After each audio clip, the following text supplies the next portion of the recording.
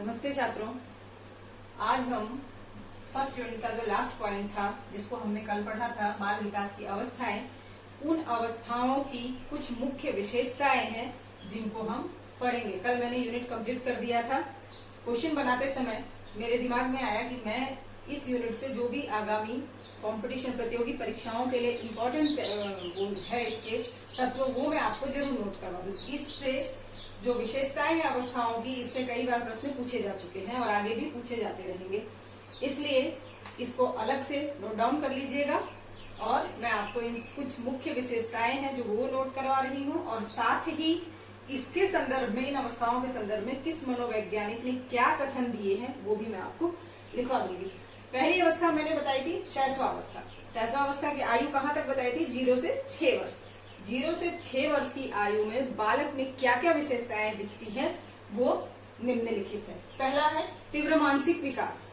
इस अवस्था में बालक का मानसिक विकास अति तीव्र गति से होता है। वो चीजों को समझता है, चीजों को करने की कोशिश करता है, पकड़ता है, दौड़ता है, तो अर्थात उसका मानसिक विकास जो है वो इस अवस्था में अति तीव्र गति से होता है। शारीरिक विकास, तीव्र शारीरिक विकास। इस अवस्था में शरीर का विकास भी अति तीव्र गति से होता है। जैसा हम जानते हैं कि शिशु जब पैदा होने के बाद में महीने भर सिर हिलाना सीख जाता है, फिर हाथ पैर हिलाता है, धीरे धीरे उसकी गतिविधियां बढ़ती रहती है, और साथ ही उसके अंगों का विकास अति तीव्र गति से होता है। 7-8 महीने में दांत निकलने शुरू हो जाते हैं, नाखून बढ़ने शुरू हो जाते हैं, पैरों पे खड़े होना शुरू हो जाता है, लंबाई बढ़ती है। ऐसे करके उसका शारीरिक विकास जो है अति तीव्र होता है। 270 हड्डियां होती हैं, क्रमशः ये बढ़ती हैं। इस अवस्था में एक शारीरिक अर्थात शारीरिक विकास जो है अति तीव्र गति से होता है। संवेगों का प्रदर्शन, संवेग मैकडूगल के अनुसार आगे हम आप पढ़ेंगे कि 14 संवेग बताए हैं। कुछ संवेग जो है जो जन्मजात मूल प्रवृत्तियां हैं वो संवेगों के माध्यम से प्रकट करता है। जैसे रोना है, हंसना है, डरना है, भय है, इस कई तरीके के जो संवेग हैं वो इस अवस्था में अत्यधिक प्रदर्शन वो जिसका करता है। स्वार्थी व स्वकेंद्रित, इसका मतलब क्या है? स्वकेंद्रित मतलब कि बालक जो है सिर्फ अपने ऊपर ही निर्भर रहता है। अगर उसको दूध पीना है, रोना है, मम्मी उसकी काम कर रही है, उसको दूध पीना है, तो वो रोता ही रहेगा, उसको दूसरा को किसी चीज से मतलब नहीं है। 0 से 6 वर्ष की आयु है, इसको ध्यान में रख करके उदाहरण समझिएगा। 6 वर्ष तक का बालक जो है, 5-6 वर्ष तक का बालक जो है वो आत्म केंद्रित ही रहता है। उसे दुनिया से, परिवार से, किसी से कोई मतलब नहीं, उसकी अपनी जरूरतें पहले पूरी होनी चाहिए। तो इस अवस्था में बालक जो है वो स्वार्थी और आत्म केंद्रित होता है। जिज्ञासा प्रवृत्ति, हर बात पे उसको जानना, समझना, चीजों को बताना ये जरूरी होता है। छोटी छोटी चीजों पे हम काम कर रहे होते हैं तो उसमें टोका टोकी करना, उसको उसके अंदर जाना कि ये कैसे हो रहा है, यहाँ क्या है, मैं भी करूंगा। तो यानी इस अवस्था में जो है उसकी जिज्ञासा प्रवृत्ति बहुत अधिक होती है। ये कुछ मुख्य थे जो मैंने आपको शैशवावस्था की विशेषताएं बताया। इसके संदर्भ में और भी विशेषताएं हैं जो कि मैं आपको बता देती हूँ। अवधान क्षेत्र में कमी, अर्थात बालक जो है वो केंद्रित अपना ध्यान नहीं कर पाता है। खिलौने की अवस्था कही जाती है उसकी। ये इसके संदर्भ में कथन भी है, मैं साथ में ही आपको कुछ महत्वपूर्ण कथन भी लिखवा देती हूँ कि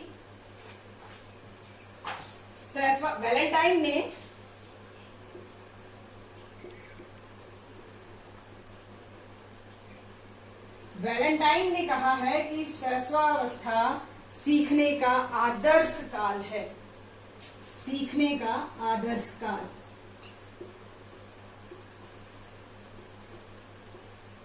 किसने कहा है? वैलेंटाइन ने। ये इनका महत्वपूर्ण कथन है कि शैशवावस्था जो है सीखने का आदर्श काल है। जैसा आप सिखाएंगे वैसा शिशु सीखेगा। दूसरा फ्रायड का कथन है, एक जो मैंने कल भी आपको बताया था, वो भी नोट कर लीजिएगा। फ्रायड का कथन है कि शैशवावस्था भावी जीवन की आधारशिला है।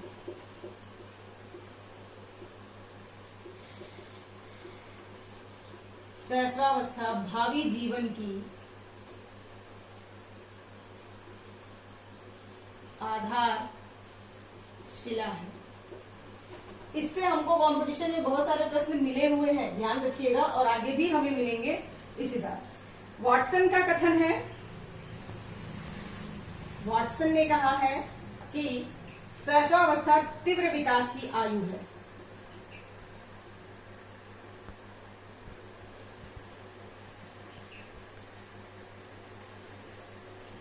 तीव्र विकास की आयु है। ये तीनों कथन महत्वपूर्ण कथन है, आप नोट कर लीजिएगा इसको और याद रखिएगा। और कुछ मुख्य इसके संदर्भ में कथन प्रचलित है। सीखने का आदर्श काल मैंने आपको बता दिया, भावी जीवन की आधारशिला बता दिया, तीव्र विकास की आयु बता दिया, और एक और है खिलौने की अवस्था। ये चार मुख्यतः कथन है जिससे आगे पहले भी प्रश्न आ चुके हैं और आगामी परीक्षाओं में भी प्रश्न आने की संभावना रहती है। ये मुख्य विशेषताएं हैं शैशवावस्था की, इनको आप अपनी कॉपी में नोट डाउन कर लीजिएगा। अब हम आगे बढ़ते हैं, आप लिखना चाहें तो लिख सकते हैं, और इसके बाद हम आगे बढ़ेंगे बाल्यावस्था।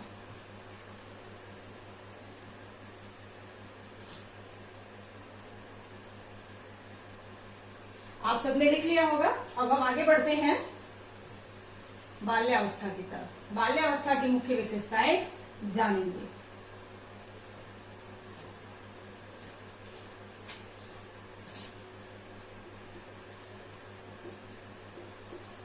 बहुत ही इंपॉर्टेंट है, इसलिए आप सब इसको चूकिएगा मत, कॉपी में जरूर लिखिएगा। नोट्स बनाए हुए रहेंगे तो आपको आगे किसी भी कंपटीशन एग्जाम में आपको वही नोट्स उठा के देखने की जरूरत है। बाकी विशेष आपको अलग से कोई भी किताब कंसल्ट करने की जरूरत नहीं पड़ेगी, इसलिए नोट्स जरूर बना के रखिएगा। बाल्यावस्था की विशेषताओं में है, सबसे पहली विशेषता है इसकी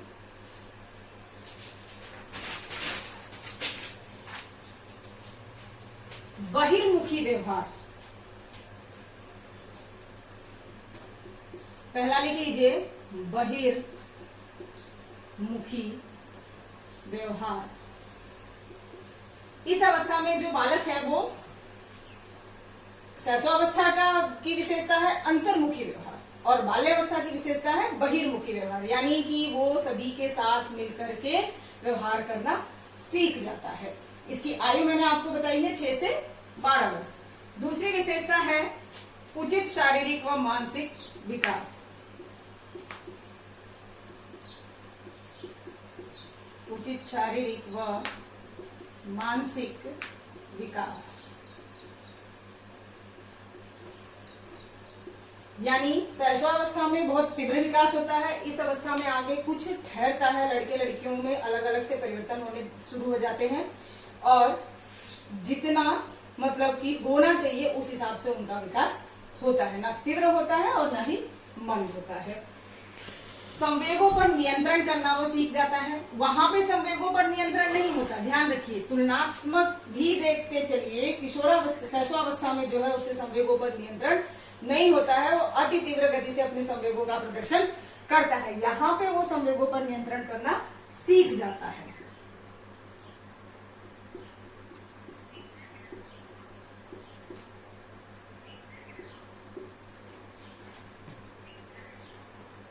संवेगों का नियंत्रण। आगे है समलिंगी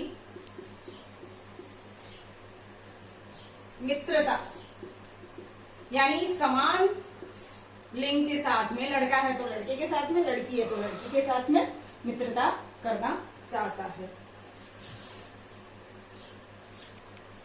आगे है नैतिकता का विकास।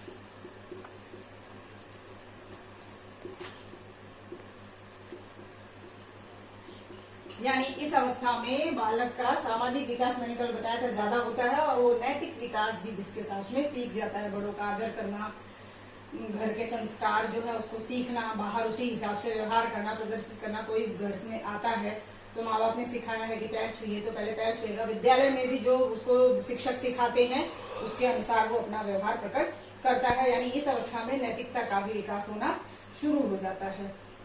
समूह एक महत्वपूर्ण है, समूह भावना सर्वोपरि होती है, यानी कि वो अपनी मंडली बनाता है। कल भी बताया था मित्र मंडली में वो रहना ज्यादा पसंद करता है, तो वो अपनी मंडली बना लेता है अपने आयु वर्ग के हिसाब से बच्चों की, और जिसमें वो अत्यधिक से अत्यधिक समय बिताना चाहता है, उनके साथ में खेलता है और उनके साथ ही वो सभी क्रियाओं को करना पसंद करता है।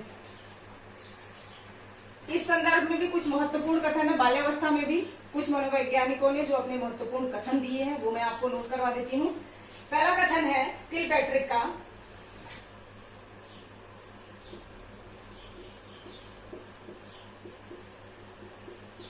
कॉपी में नोट करते रहिएगा। किलपैट्रिक ने कहा है बाल्यावस्था प्रतिद्वंदनात्मक सामाजिकरण की अवस्था है।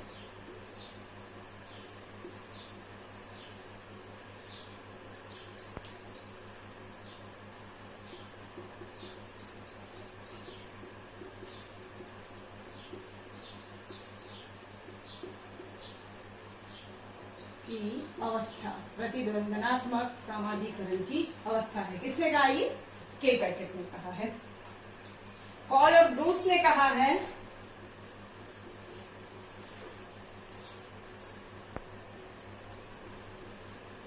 अनोखा काल, जीवन का अनोखा काल।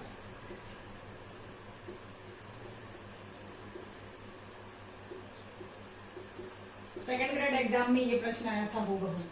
किस मनोवैज्ञानिक ने कहा है कि बाल्यावस्था जीवन का अनोखा काल है? तो ये किसने कहा है? कॉल और ब्रूस ने। याद रखिएगा इसको। आगे है रॉस ने कहा है मिथ्या परिपक्वता की अवस्था है। मिथ्या परिपक्वता की अवस्था। इस कथन को कई बार सिद्ध करने के लिए भी आ जाता है कि ये कथन सिद्ध करके बताइए, यानी इसका अर्थ ये है कि इस अवस्था में जो बालक है वो अपने आप को परिपक्व समझता है, लेकिन होता नहीं है, क्योंकि उसकी आयु 12 वर्ष तक की है। 6 से 12 वर्ष, 7 वर्ष, 8 वर्ष, 9 वर्ष, 10 वर्ष का बालक कहाँ तक परिपक्व होगा, लेकिन वो अपने आप को समझता बड़ों के बराबर है। इसीलिए कहा गया है कि यह मिथ्या परिपक्वता की अवस्था है। किसने कहा है?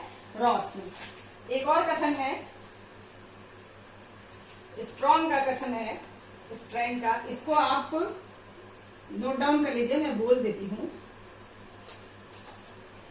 इन्होंने ये कहा है इस अवस्था में शायद ही ऐसा कोई खेल है जो बालक ने नहीं खेला होगा, यानी 10 वर्ष की अवस्था तक शायद ही कोई ऐसा खेल है जो बालक ने नहीं खेला है। शायद ही ऐसा कोई खेल है जो बालक नहीं खेलता। ये स्ट्रैंग का है। ये इस अवस्था की कुछ विशेषताएं, कुछ महत्वपूर्ण कथन साथ में, इसको ध्यान रखिएगा, इसको नोट कर लीजिएगा।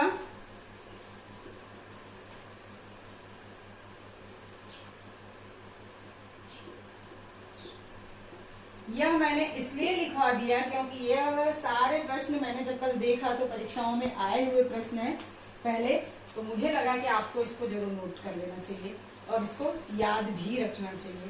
तो आप लोग इसको कॉपी में नोट कर लीजिए, क्योंकि इसकी विशेषताएं और है, लेकिन मुख्य मैंने 5 विशेषताएं, सभी की टाइम शॉर्ट है, परिस्थितियां ऐसी है, क्लास में इसकी डिटेल में आपको बताती, लेकिन अभी चूंकि टाइम शॉर्ट है इसलिए मैं थोड़ा थोड़ा करके आपको इसके बारे में बता रही हूँ। और आपसे उम्मीद रखती हूँ कि आप भी किताबों के माध्यम से इसकी डिटेल पढ़ेंगे, तो इसको नोट डाउन कर लीजिए।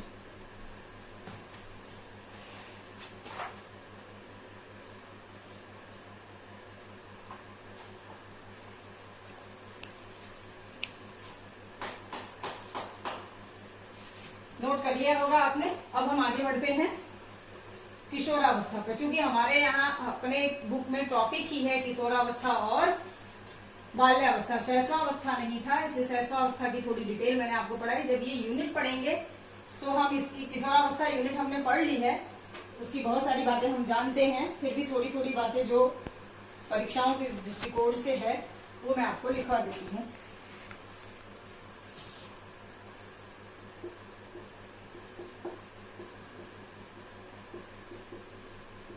किशोरावस्था की विशेषताएं लिखिए, देखिए। पहला है तीव्र शारीरिक परिवर्तन।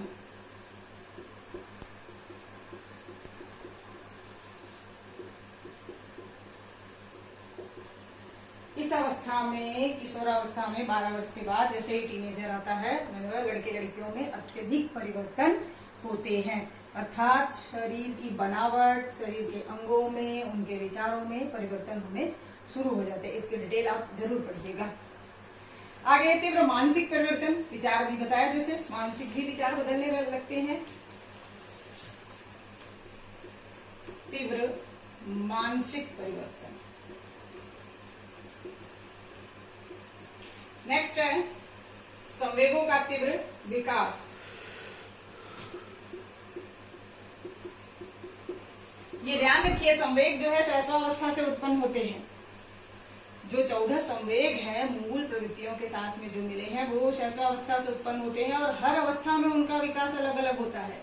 इस अवस्था में संवेग का तीव्र विकास होता है। बाल्यावस्था में क्या था? नियंत्रण था। तीव्र विकास। अगला पॉइंट है इसका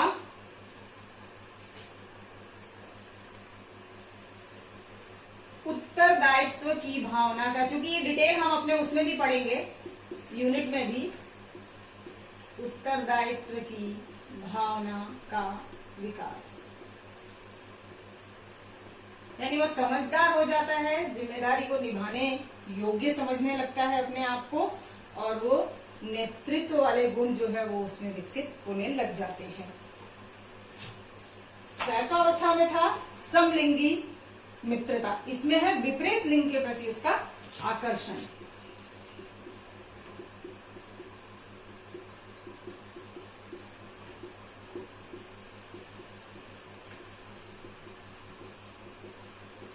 विपरीत लिंग के प्रति आकर्षण, यानी अपने से विपरीत लिंग के प्रति वो आकर्षित होना शुरू हो जाता है। काम प्रवृत्ति की भावना प्रबल होती है इस अवस्था में। विद्रोह की भावना, स्वतंत्रता, अपने आत्मनिर्भरता, इन सभी की भावना उसके अंदर आ जाती है। ये सभी विशेषताएं किशोरावस्था की है, आपने यूनिट में भी पढ़े होंगे। अब इसके संदर्भ में कुछ महत्वपूर्ण कथन है जो मैं आपको लिखवा देती हूँ और जिसे आप अपनी कॉपी में लिख लीजिएगा। पहला लिखिए, किलपैट्रिक के अनुसार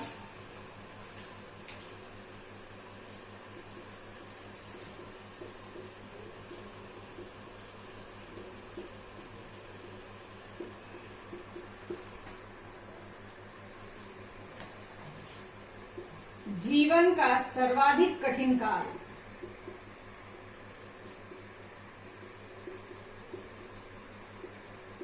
क्यों है भाई? ये जीवन का सर्वाधिक कठिन काल बताया ना, बहुत तीव्र गति से सारी चीजों में परिवर्तन होता है। इसी अवस्था, यही अवस्था है जो बालक को गलत रास्ते पे ले जा सकती है, सही रास्ते पे ले जा, उसको उचित मार्गदर्शन की जरूरत होती है। इसकी जानकारी, इसकी विशेषताओं की जानकारी के अभाव में बहुत सारे बच्चे जो है वो अपराध करने लग जाते हैं। इसलिए कहा गया है ये सबसे कठिन काल है जीवन का। वैलेंटाइन ने कहा है,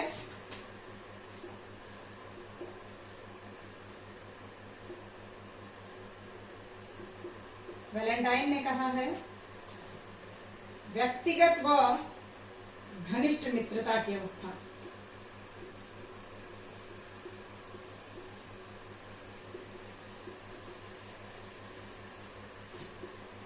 व्यक्तिगत व घनिष्ठ मित्रता की अवस्था, ये वैलेंटाइन ने कहा है, यानी वो व्यक्तिगत और अपनी अलग से मित्रता बनाने की कोशिश करता है।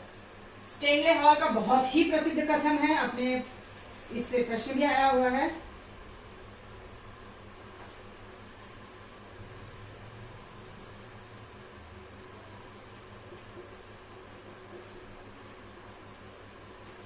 किशोरावस्था तूफानों व संघर्षों की अवस्था है।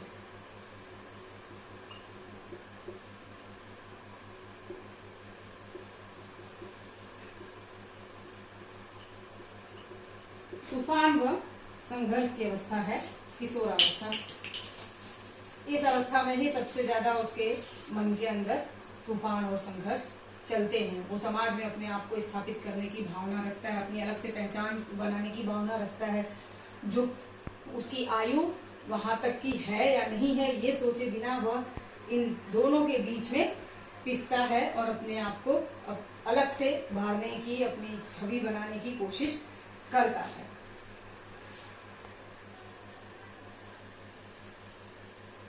रॉस का कथन है रॉस ने आपको बताया बाल्यावस्था में भी एक कथन दिया है जो आप याद रखिएगा, और किशोरावस्था में भी कथन दिया। समाज सेवा के आदर्श निर्माण की अवस्था है।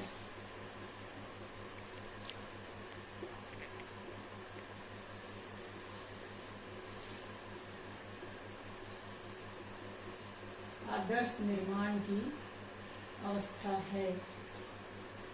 शॉर्ट कथन सारे लिखे हैं, आप लोग नोट डाउन कर लीजिएगा इसको। रॉस ने कहा है किशोरावस्था समाज सेवा के आदर्श निर्माण की अवस्था है, यानी इस अवस्था में बालक जो है समाज सेवा की भावना उसके अंदर प्रबल होती है। ये तीनों आपको तीनों अवस्थाओं की विशेषताएं लिखवाए, उसके संदर्भ में कुछ महत्वपूर्ण कथन लिखवाए। ये आपके लिए बहुत महत्वपूर्ण है, इसको याद भी कर लीजिएगा, और इससे आपको प्रश्न भी आएंगे, आगे भी परीक्षाओं में प्रश्न मिलते रहेंगे। ये आपकी बुक में नहीं है, अलग से जब प्रश्न बनाया है तब से छाटे हैं इसको, तब निकाला मैंने, इसलिए आप ध्यान रखिएगा। इसको आप कॉपी में नोट जरूर कर लीजिएगा, इसीलिए मैंने आपको टाइम भी दिया है कि इसको आप नोट कर लीजिए।